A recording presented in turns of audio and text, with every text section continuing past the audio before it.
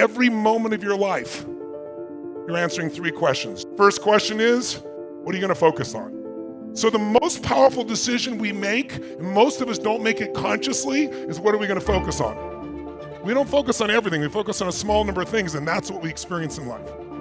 Because you could be focusing right now on the blood rushing through your left ear or the touch of your clothes against your skin, but you don't.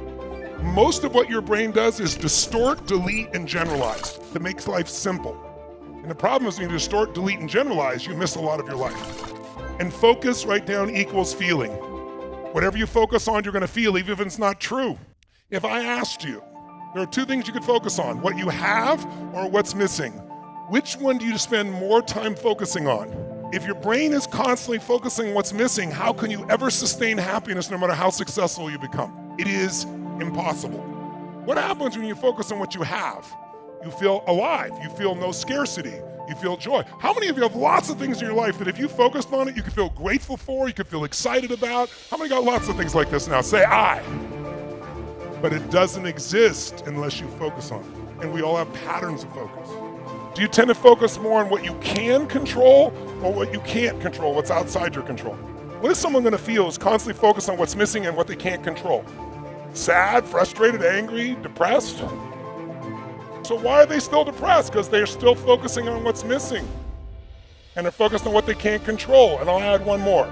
Do you tend to focus more on things from the past, the present, or the future? We all do all 3. But if you're going to spend your predominant time and you want enjoyment, it's the present. If you want to create a great life, it's the future. So it's a balance between the present and future. These 3 patterns alone can change your whole life.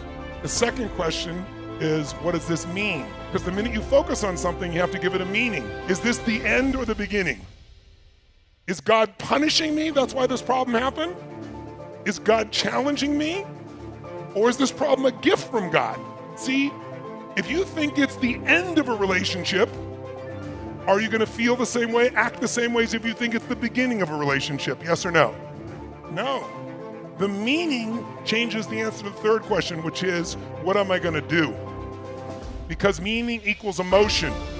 Whatever you give a meaning, you're going to have a feeling. If you think God is punishing you, you're going to have a very different feeling from that meaning than you think God is challenging you or this problem is a gift from God.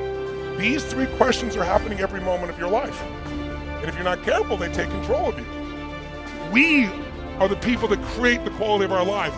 We got to change what's going on here and here.